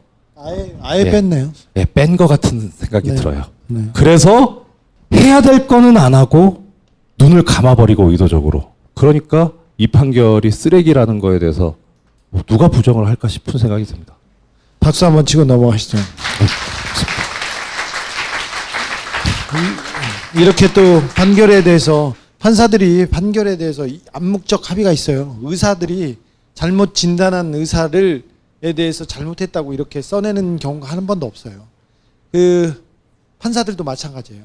뭐 자기 판결, 누구 판결은 존중해야 된다. 이 말도 안 되는 이런 논리로 이렇게 얘기하는데 이런 판결문을 보고 쓰레기라고 하시는 진짜 판사님 존경합니다. 네. 또 법원 내에 계시죠? 김진동 판사라고. 김동진 판사라고. 김진동과 김동진은 굉장히 큰 차이가 있습니다. 네. 공소사실 범행일시 실행행위가 특정돼 있고 이재용이 다른 피고인들에게 지시한 사항이라든지 공모에 관한 것이 특정돼 있다. 말이 좀 어려운데 검사가 공소를 제기합니다. 이 사람이 이런 죄를 지었으니 유죄 판결을 선고해달라라는 게 기소 공소 제기하는 거죠. 뭐 예를 들어서 피고인은 2018년 1월 1일 뭐 00시 30분경 뭐 서울 서대문구 충정로 몇 가에 있는 벙커원 1층에서 탁자 위에 놓여 있던 카메라 한 대를 가지고 이를 전치한 것이다. 이게 절도죄의 기본적인 양식입니다. 그러면 이제 그거를 만약에 제가 자백을 하면 모르겠는데 내가 이걸 다투겠다라고 하면 뭘 먼저 다퉈야 됩니까? 1월 1일 날 그 시간에 난 거기에 안 있었습니다. 딴 데 있었습니다. 이게 뭐죠? 알리바이입니다. 1월 1일 날 00시 30분 했다고 그러는데 1월 1일 날 01시에 그 탁자에서 발견된 조사를 해봤더니 지문이 발견되지 않았고 오히려 그 이후에 내 지문이 나왔다 뭐 이런 식으로 하여튼 방어를 해야 됩니다. 이렇게 공소 사실이 재판의 전제가 되는 사실이 딱 특정이 돼야 한다는 게 형사소송법의 기본 원칙입니다. 이렇게 안 돼 있으면 방어권을 침해한다 그래서 공소제기가 무효입니다. 공소 기각 판결을 선고해야 됩니다. 그거를 주장을 한 겁니다. 삼성 쪽에서. 지시나 공모 부분이 너무 이 개괄적이란 말은 두리뭉실하다는 소리죠. 그래서 우리가 뭘 어떻게 방어해야 될지 모르겠다. 그러니까 이 공소 제기 기소는 무효다라는 주장을 한 겁니다. 거기에 대해서 재판부가 이렇게 얘기했습니다. 범죄 성격이나 전체 범행 기간, 범죄 성격이라는 게 뭡니까? 뇌물죄는 기본적으로 은밀하게 벌어진다는 거죠. 그리고 이게 지금 제3자가 했을 때는 공모를 할 때는 뭐 예를 들어서 우리가 뭐 이렇게 모여가지고 범행을 저지르겠다라고 공모하면서 그거를 페북에 올리진 않잖아요. 다른 사람 모르잖아요.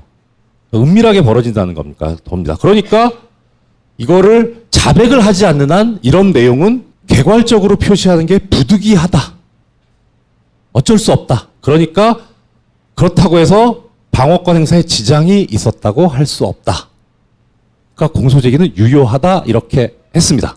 자, 지금 문제되는 게 뇌물공여하고 횡령하고 위증 요 세 개가 지금 유죄가 선고된 겁니다. 결국 뭐 무죄가 잘못된 거는 뭐 그건 차치하고 일단 형량 부분 관련해서 뇌물공여 관련해가지고 양형위원회에서 이제 이런 형을 선고하면 좋겠다라고 권고하는 형이 있습니다. 형의 범위가 있습니다.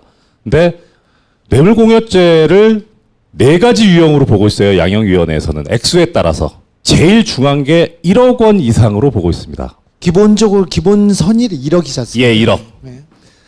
얼마죠? 36억. 36억. 3천만 원 미만, 3천에서 5천 사이, 5천에서 1억 사이, 1억 원 이상 이렇게 4가지로 구분하고 있습니다. 그러니까 양형위원회에서도 1억 이상 뇌물을 준다는 건 사실 생각을 못 해요. 뭐 이렇게 많이 주겠어? 하여튼. 자, 1억 원 이상을 뇌물로 준 경우에 양형위원회에서 권고하고 있는 형량이 징역 2년 6개월에서 3년 6개월 사이입니다. 이게 1억 원 이상이에요. 36억이면 1억 원 이상이네요. 예, 높으로 가야죠. 그죠? 자, 그리고 그다음 또 문제가 뇌물공여죄만 있으면 이런데 지금 2개가 더 있잖아요. 이런 경우는 가중을 해야죠. 근데 가중을 할 때 2년 6월에서 3년 6월 사이인데 2년 6월 부분을 가중하는 게 아니라 높은 걸 가중을 해서 요 범위를 넓혀버립니다. 양형위원회에서 제시하고 있는 건 이렇습니다. 어떻든 요 가운데쯤 오면은 사실 또 막 제일 낮은 걸 지금 선고해버립니다. 그러니까 이제 정영식이가 판결한 것만 그렇죠. 보더라도 네. 이걸 보더라도 그 훨씬 높은 형량이 나올 수 있었다. 그렇죠. 이것만 가지고도 이렇게 해서는 안 되는 거죠. 게다가 이거는 실형 기준입니다. 실형 기준. 실형. 그래서 집행유예를 선고해 버렸으니까. 그러니까 욕을 안 할 수가 없는 거죠. 본인이 쓴 엉터리 판결문에 인정된 금액만 가지고도 그 형량의 집행유예는 불가능하다는 거죠. 그렇죠. 네. 근데 좀 전에 그 부분에 관한 그 판결문을 보니까 다른 건 싹 빼버리고 그거만 써놨습니다. 유리한 요소로 소극적으로 응했다. 그거만 써놨습니다. 소극적으로 침울하게. 예. 침울하게. 잔잔하게.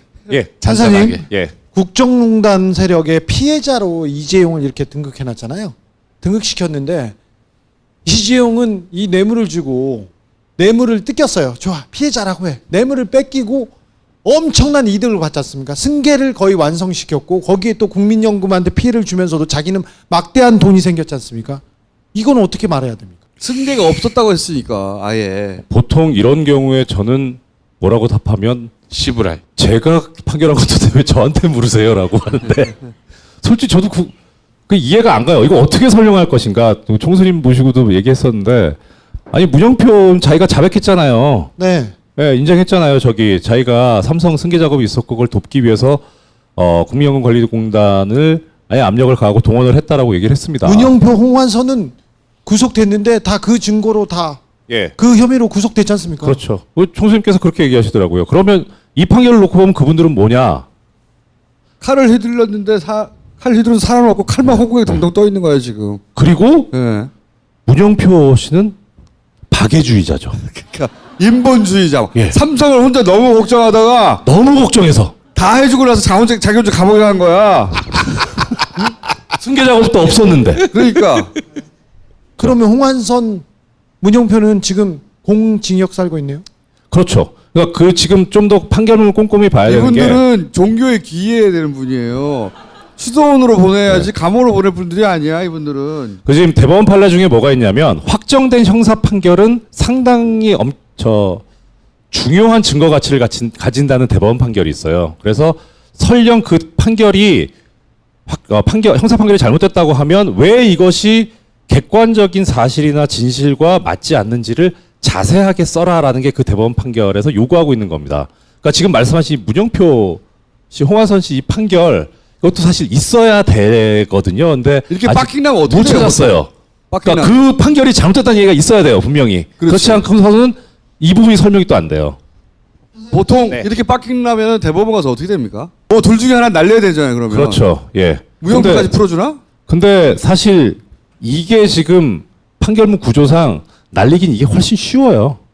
그래요? 예, 훨씬 쉬워요. 그건 뭐 문영표 거기는 워낙 뭐 움직일 수 없게 돼 있기 때문에. 예. 정영식 판사는 2007년에서 2010년까지 서울행정법원 부장판사였습니다. 장상균이라는 태평양 변호사인데 이번에 이재용의 변호사였습니다. 그 사람은 2009년에서 12년까지 같은 행정법원 부장으로 같이 공판 과정에서 같이 있었던 분인데 이번 공판 과정에서 참여했습니다. 그리고 강문경 판사는 태평양 송우철 변호사하고 고교 선후배입니다. 이렇게 특정 관계에 있는 사람들이 변호사로 이렇게 변호사로 들어와서 재판을 치르지 못하게 돼 있지 않습니까? 그게 지금 예규상으로는 법원 내규상으로는 그겁니다. 저기 친인척 관계가 있거나, 네, 고교 선후배거나, 저 동기거나, 네, 그다음에 그러니까 연수원이든 뭐 학교 동기거나 여기까지입니다. 고교 선후배는 괜찮습니까? 예. 정영식 판사의 얘기입니다. 판결 내리기 전까지 이런 신상털이가 있을 거라고 예상했습니다. 판결이라는 게 형사든 민사든 불만이 있는 사람이 있습니다. 진 사람이 잘했다고 하겠습니까? 동아일보 인터뷰예요. 아, 저는 조선일보 걸 봤고. 네. 동아일보하고 조선일보만 인터뷰를 했어요. 판사가 자기 판결을 가지고 인터뷰한 건 또 처음 봤어요. 저는 해봤는데, 근데 사실 이 양반은 잘 나오지 않는 양반입니다. 한 번도 안 나왔죠. 예. 그러니까 이게 완전히 뭐 뉴스공장에서도 얘기했지만 벗었죠. 언플에 나서는 것까지 나섰죠. 그리고 웬만하면 진짜 이 고등부장들 인터뷰 안 하면 차관급이거든요. 다른 부처들 차관급 보세요. 차관급이 나서는 거 보셨습니까? 고법부장은 차관급입니다. 그만큼 대우를 받는. 대변인이 있거나 공보관이 나오죠. 근데 지금 그거를 무시하고 지금 직접 나온 거예요. 그러니까 이거는 본인이 요청한 게 아닐 겁니다. 조선동아에서 분명히 당신이 나와줘야 된다라고 했을 거고 그걸 승낙했을 겁니다. 그걸 승낙한 게 아니라 삼성이 시켰을 거예요. 그렇죠. 예. 그리고 그러니까 뒤에는 그대로 있는 거 아닙니까? 삼성이 부킹한 거네요, 한마디로. 예, 그렇죠. 그리고 뭐 이거는 정확해. 삼성이 주 기자님께서 더 잘 아시겠지만 아마 지금 어제 오후 지금쯤은 장충기 씨 책상 위에 언론사마다 우리가 당신들 들어가 있는 동안 이렇게 당신들한테 유리한 기사를 썼다라고 하는 스크랩이 쫙 쌓여가지고 있을 겁니다. 그리고 이 기사, 이 정영식 부장을 빨아주는 이 기사 또한 이 판결에 대해서 근거 없는 비난이 있는데 그 판사를 보호하기 위해서 우리가 이렇게 애쓰고 있다라고 하는 그 용도일 가능성이 저는 높다고 생각합니다. 댓글 부대가 보고서 쓰는 거하고 똑같아요. 네. 예. 댓글 부대가 우리 댓글 읽기 열심히 해서 돈 받아가는 거하고 똑같아. 저런 기사 내고 광고 받아가는 거예요. 예. 그런 거예요, 그냥. 거기에 더 많은 뭐 위대한 뭐 없어요, 아무것도. 영민아. 예. 내가 저 전도사예요. 이제 앞으로 아까까지 그렇게 해놓고 한 회당 5-5번만 하려고 시부라를. 아까 다 했어. 내가 곧 이제 노회에 목회 판사님, 그러면 대법원 가서 이게 뒤집어 주려면 대법원 구성이 지금처럼 돼서는 안 되잖아요. 그렇죠.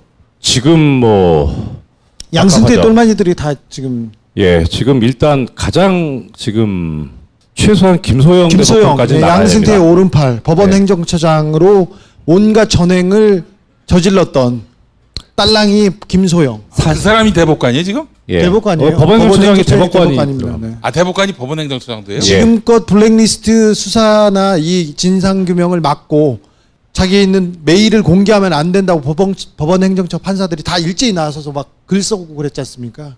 거기에 수장입니다. 김소영. 김소영 대법관이 법원행정처장을 하던 시절에 방금 주 기자님 말씀하신 대로 이 판사 블랙리스트 사건 진상조사위원회 조사를 방해를 했습니다.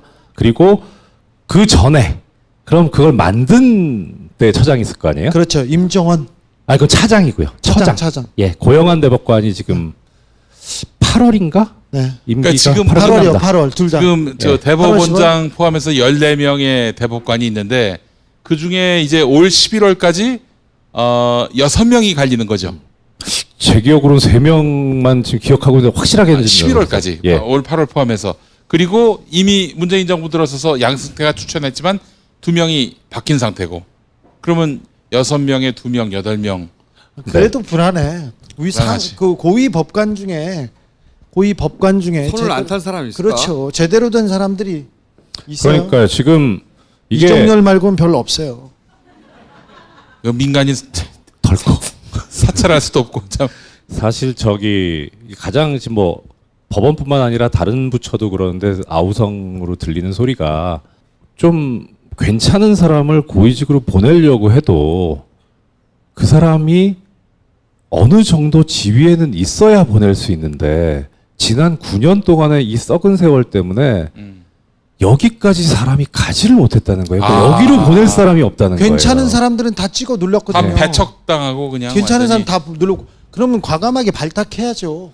네, 그러니까 뭐 두 번 세 번 뛰어넘어서 바로 가는 거지 뭐. 그래야 지금 되는데 법원이 그게 예. 어려워요. 법원에서. 대법관이 지금 시켰으면 하는 사람들이 사실 그렇게 많지가 않아요. 그러니까 하여튼 뭐 총수님께서 물어보셨는데 이게 열받고 진짜 화가 나는 판결입니다만 어떻게 보면 희망을 가질 수 있는 게 너무 망쳐놨기 때문에 그렇죠. 그렇기도 하죠. 예. 너무 망쳐놨기 때문에 2심 판결이 너무 개판이기 때문에 만약에 그 피고인들 중에 하나라도 실형이 선고됐으면은 구속 기간에 제한이 있습니다. 심금마다 1심은 6개월, 항소심, 상고심은 4개월.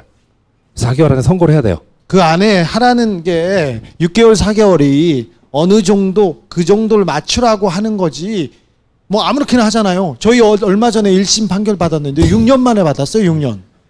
그러니까 지금 이 판사님 말씀은 뭐냐면은 지 멋대로야. 이재용이 이번에 풀려난 게 도리어 나을 수도 있었다. 왜냐면은 구속된 상태, 실형이 내려졌다면은 또 그 실형이 뭐 확정 판결이 아니기 때문에 구속 기간이 또 만료가 된단 말이죠. 그러니까 구속 기간 안에 3심 판결이 나와야 하고. 그렇죠. 그렇다면은 지금의 이 적폐 6개월 안에 대법관들이 올해 6월 안에 선고가 돼야 됩니다. 그러니까 현 대법관들이 있는 한 사실 좀 불안하죠. 적폐 대법관들이 있는 데서 3심하면은 뭐 가차 없이 2심을 그대로 인용하겠죠. 근데 풀려났기 때문에 뭐 1년이고 2년이고 한참 지나서 해도 되기 때문에 그때는 적폐 판사들이 다 적폐 대법관들이 싹 갈린 상황에서 3심을 할 수 있다 이런 말씀 아닙니까? 판사님, 이재용에 대한 비리가 하나 터져요. 아주 중요한 비리가 터져서 수사가 막 돼. 그래서 추가 기소가 돼요.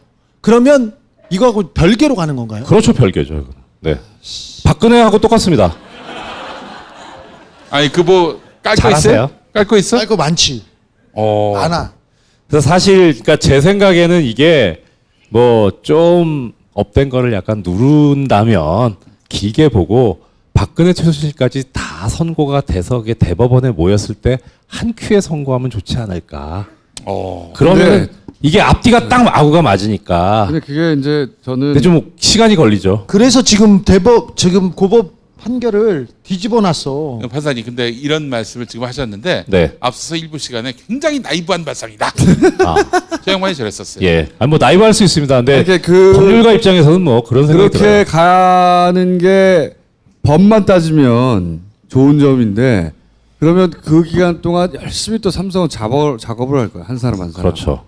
예. 법관 한 사람을 다 자기 편으로 그렇죠, 만들 거기 그렇죠. 때문에 네. 그 네. 기간이 길어지면 그런 확률도 높아지만 삼성이 작업할 시간도 길어지는 거고 댓글 알바를 돌리는 시간도 길어지는 거예요. 그러니까 적정한 타이밍 끊어서 해야 되는데 저는 지금은 아니잖아요. 그 당장 하면 안 되는 거죠. 당연히 안 시간이 되죠. 그렇죠. 최대한 당장 그렇죠.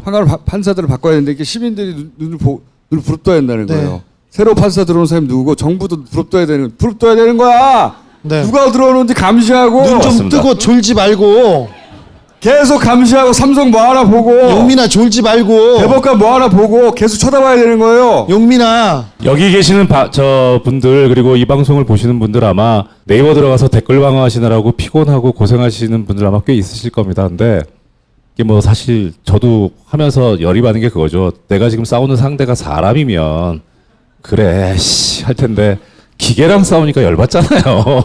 내가 그래도 인격체를 가진 존엄성을 가진 인간인데 근데 그건 그렇더라도 뭐 누가 그렇게 쓰셨더라고요. 저도 그 생각 그 글을 보고 좀 생각을 고쳐 먹었는데 예전에 이 댓글 알바들 시발단들이 올라오는 거는 그 비용을 뒤에서 국정원 특활비가 되고 있었다라고 하는 것까지 나왔는데 지금 이런 상황에서는 그쪽의 루트는 돈이 말랐을 거고 아마 이제는 삼성이 아닐까. 삼성이 다 그렇게 생각해요 사실은 이제 은근히 뭐 삼성이었나봐. 삼성이 증거는 안 나오겠지만 계속 이 얘기는 해야 돼요. 삼성이 구구 숙골 이상한 단체에 돈을 대는 거를 그 증거를 제가 곧 공개하겠습니다. 야 그거는 그냥 빵 공개해야지. 공개하겠습니다 말하면 어떡해. 아니 스트레이트에서 하려고. 제 마지막 말씀으로 잘 보여. 그럼 저기 블랙하우스 줄게. 마지막 말씀으로 그러니까 제가 이 네이버에서 추비추 한번 누르고 하는 게 할 때마다 삼성이 소유하고 있는 불법적으로 사용될 우려가 있는 땅이 한 평씩 날아간다 라는 마음으로 한 번씩 더 클릭한다고 생각하고 있습니다. 지치지 말고 많이 좀 해주셨으면 좋겠습니다. 근데 그 형님, 저기 좀 새로 포털을 만들 방법은 없어요? 만들 수 있지만 안 와. 사람들이 안 와요? 너무 오래 걸려. 자, 돈이 너무 많이 들죠. 돈도 너무 많이 들고. 얼마나 들어야 돼요? 통장에 얼마 있어? 저기 얼마 없지만은 로고 정도 만들 수 있겠다. 로고. 로고. 다시 한번 말씀드리지만 신분 보장이 완벽히 되는 제보 게시판이나 전화할 필요 없어요. 제보 버튼을 누르면 다이렉트로 날라옵니다. 저희한테 비밀 보장이 되는 완벽히 인코딩돼서 비밀 보장이 되는 제보 기능이 되니까 투표 한번 해주시고 제보 한번 해주시고 파티를 깔아야 되긴 하지만 한번 해보세요. 제보하실 분들은 다이렉트로 나오니까 지금껏 된다고 해놓고 지금껏 안 됐어? 곧 될 거라고 그랬는데 이제 됐어. 2달 전부터 된다고 하지 않았어요? 2달 전부터 곧 될 거라는데 이제 됐어. 자 여기 뜰 거예요. 제보 둥둥둥 띵 누르면 연애 편지 말고 제보를 해주세요. 그 내용이 뭐든 간에 이상하다 싶은 거는 제보를 해주시면 저희가 추적해서 확인해 보겠습니다. 내용이 뭐든 간에 이걸 누르면 된다는 건 요걸 누르면 된다. 저 내용이 뭐든지 형식에 구애받지 않고 형식적인 거 받겠습니다. 네. 뭐야 이 새끼야. 오늘 여기까지 하겠습니다. 감사합니다. 고맙습니다. 다음 주 안 해요? 다음 주 한 주는 설이잖아 설. 네. 아이고 쉰다 쉬어. 아주 정말. 그다음 설도 그다음엔 올림픽인데 동계올림픽인데 해야 되겠어. 그때는 해야지 씨발. 왜? 안녕. 아니 오늘 이명박 얘기를 못했네. 아씨 이명박 어떻게 되는 거를.